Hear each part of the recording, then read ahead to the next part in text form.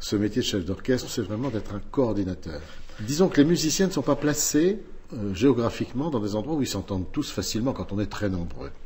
Et donc, il faut bien qu'il y ait une espèce d'oreille arbitre.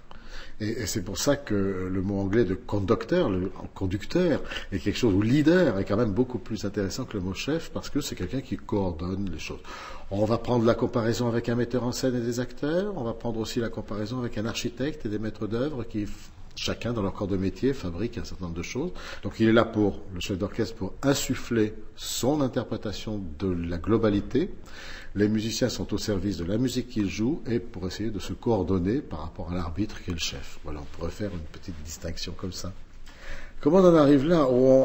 Donc, d'abord en écoutant beaucoup de musique, ensuite en s'intéressant aux classes d'écriture, c'est-à-dire aux classes d'analyse, d'histoire de la musique, ce qu'on appelle les matières théoriques de la musique, et évidemment en ayant l'habitude de lire cette espèce d'immeuble à 15 ou 20 étages qui est une partition d'orchestre, puisque les instruments sont un peu empilés les uns sur les autres pour arriver à avoir une vision globale. Et puis, l'envie de communiquer par la gestique des choses, par l'attitude, avec aussi une codification très technique d'un certain nombre de gestes.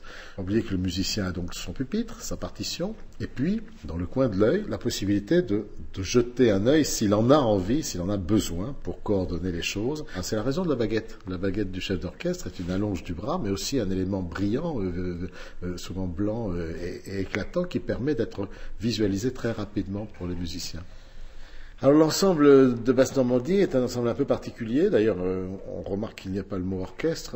C'en est pas vraiment un. C'est la réunion d'un certain nombre de musiciens, naturellement professionnels, dans un répertoire qui va de la musique de chambre, donc de toute petite formation, 2, 3, 4, 5 musiciens, jusqu'à une formation élargie. Mais la formation élargie chez nous, c'est peu, puisque nous sommes 18 musiciens permanents. On va jusqu'à une vingtaine, voire 25, lorsqu'on grossit un peu nos effectifs. C'est ce qu'on appelle un ensemble de géométrie variable, qui nous permet d'explorer des répertoires que les autres orchestres ne font pas. Pas seulement la musique classique.